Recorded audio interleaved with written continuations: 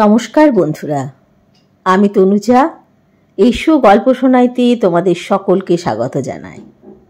আজকের গল্প ঘরণী, লিখেছেন সরজিৎ ঘোষ। গায়ের রং কালো ছিল বলে কিছুতেই বিয়ে হচ্ছিল না। অনেক অনেক জায়গা থেকে দেখতে এসেছে আমাকে। পাত্রপক্ষের কিছুতেই পছন্দ হয় না। যতই লেখাপড়া শিখো, যত গুণের গুণান্বিত হও না কেন, ওই একটাই সমস্যা, গায়ের রং। এদিকে বাবা মায়ের তো চিন্তার শেষ নেই। মা ভাবত, মেয়ের কি কোনোদিনই বিয়ে দিতে পারবো না? কত ঘটক যে কত পাত্র এনেছিল, এই জীবনে তার হিসেব রাখতে পারেনি। মনে আছে একবার এক ঘটক বাড়িতে এসে মাকে বলে গিয়েছিল, পাত্রপক্ষ যখন দেখতে আসবে তখন আপনার মেয়েকে হলুদ রঙের কোনো শাড়ি পরতে বলবেন। এমনিতেই তো গায়ের রঙটা চাপা, তাই বললাম আর কি। দেখবেন ঠিক পছন্দ হয়ে যাবে। তারপর থেকে যখনই পাত্রপক্ষ দেখতে আসতো, আমি হলুদ রঙের শাড়ি পরেই বসতাম। হলুদ রঙের শাড়িতে নাকি দেখতে ফর্সা লাগে। বুঝতাম না গায়ের রং কালো থেকে কি করে ফর্সা হয়। এদিকে আমার বিয়ে না হলে দাদারও বিয়ে দিতে পারছে না, কারণ দাদারও বিয়ের বয়স হয়েছে।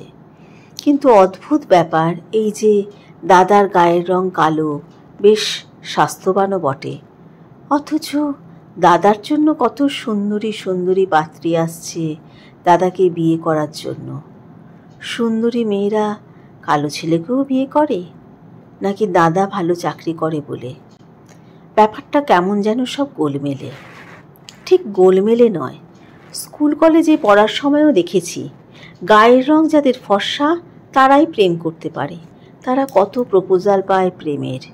মনে মনে ভাবতাম, এই কালো মেয়েকে দেখে কোনো প্রেমিক যদি বলতো, দেখেছিলে ময়নাপাড়ার মাঠে কালো মেয়ের কালো হরিণ চোখ। ভাবতাম, গায়ের রংটা যদি একটু ফর্সা হতো তাহলেও আমি কারো প্রেমিকা হতে পারতাম।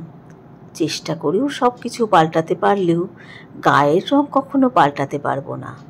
এদিকে একটার পর একটা পাত্রপক্ষের রিজেক্ট, শুধু গায়ের রং কালো বলে। অথচ কবিদের কবিতায় কালো মেয়েরাই কৃষ্ণকলি, লেখকদের গল্পে কালো মেয়েদের বিয়ে হচ্ছে রাজপুত্রের সাথে। কিন্তু বাস্তবে এর উল্টো। মানুষের ধারণা এটাই, গায়ের রং ফর্সা হলে তবেই সুন্দরী, আর গায়ের রং কালো হলেই সে দেখতে খারাপ। নিজের প্রতি এক প্রকার ঘৃণা জন্মে গেছে তখন। এমএসসি পাশ করে ভালো রেজাল্ট করেই বা কী লাভ হয়েছে? ভাবলাম বিয়েই করব না, চাকরি বাকরি করব। বাবাকে বললাম, বাবা, আমার জন্য আর ছেলে দেখার দরকার নেই, আমি বরং চাকরির সন্ধান করি। এমন কথা শুনে বাবা বলল, তোমাকে তো আর ঘরে বসিয়ে রাখবো না আমি, যা করবে বিয়ের পরে করো। তাছাড়া আমাদের বাড়ির মেয়েরা কখনো চাকরি করে না। মেয়ের বিয়ে দেওয়াটাই যেন একমাত্র উদ্দেশ্য। শেষমেশ বাবা একদিন খবরের কাগজে বিজ্ঞাপন দিলেন বিয়ের জন্য। বিজ্ঞাপনে সাড়া দিয়ে পাত্রপক্ষ আমাকে দেখতে এলেন। দেখতে এসেই পছন্দ হয়ে গেল। মনে তো তখন দারুণ এক খটকা লেগেছিল। এমন ভালো চাকুরে অবস্থাপন্ন ঘর, আমার মতো কালো মেয়েকে পছন্দ হলো কি করে? সে খটকা চুলে যাক, বিয়েটা তো হবেই, কারণ বাবা মাকেও আর কেউ বলবে না এখনো মেয়ের বিয়ে দাওনি, ঘরে বসিয়ে রেখেছ। তাই বাবাও আর কোনো মতেই হাতছাড়া করতে চায় না এমন পাত্র।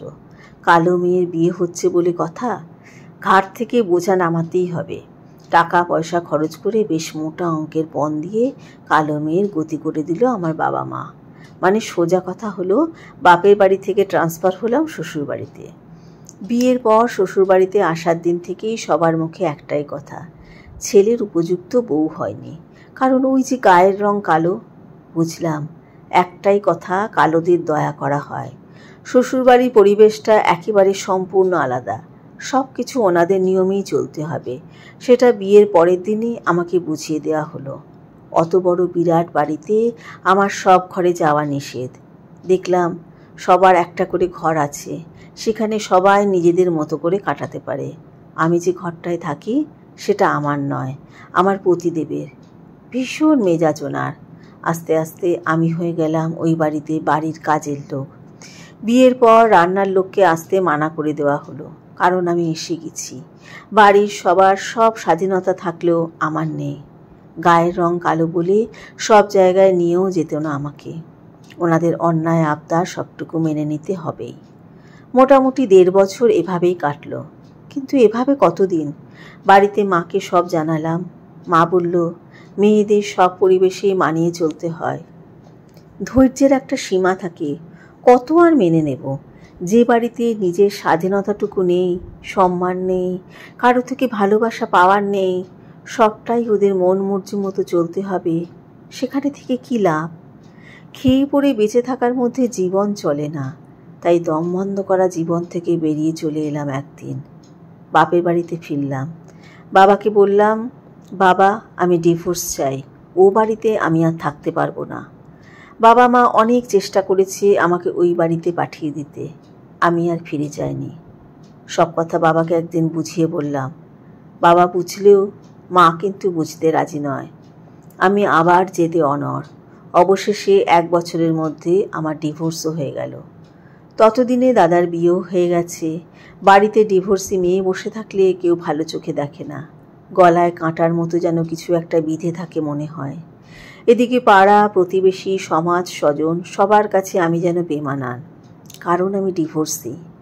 আমাদের সমাজে এখনও নাকি ছেলেরা ডিভোর্স দেয় আর মেয়েদের ডিভোর্স হয়।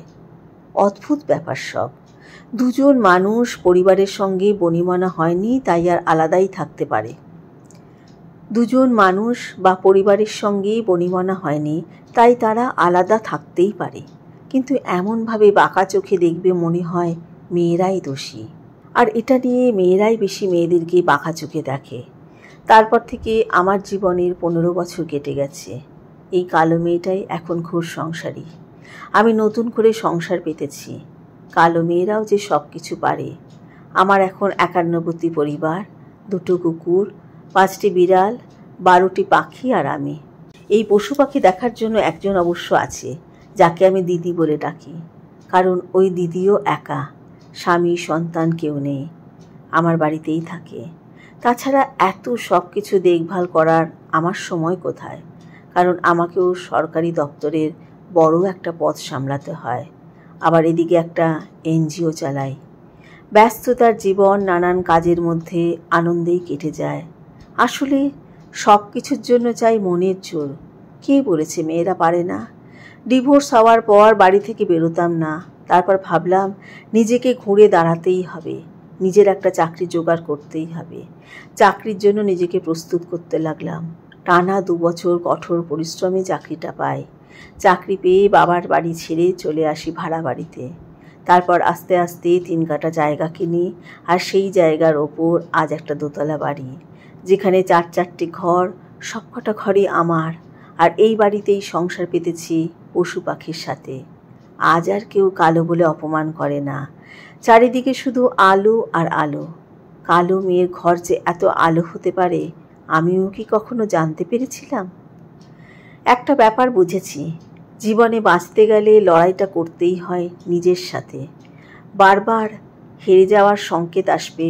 সমাজের কিছু মানুষ আছে যারা নিচে নামাতে থাকবে, কিন্তু দমে গেলে চলবে না, পাশে থাকবে না কেউই। একটা ছেলে যতক্ষণ না প্রতিষ্ঠিত হয় ততক্ষণ তো তার বিয়ের কথা ভাবা হয় না। তাহলে মেয়ের ক্ষেত্রে কেন সেটা হবে? আগে মেয়ে প্রতিষ্ঠিত হোক, তারপর তার বিয়ে। মেয়েরাও তৈরি করুক নিজের টাকায় বাড়ি। তবে ছেলের বাড়ি না থাকলে যেমন ছেলের বিয়ে হয় না, তেমনি প্রত্যেক বাবা মায়ের উচিত মেয়ের বিয়ের আগে তার একটা আলাদা বাড়ি করে দেওয়া, কিংবা বাপের বাড়িতেও মেয়েটির জন্য একটি ঘর অন্তত নির্দিষ্ট থাকুক।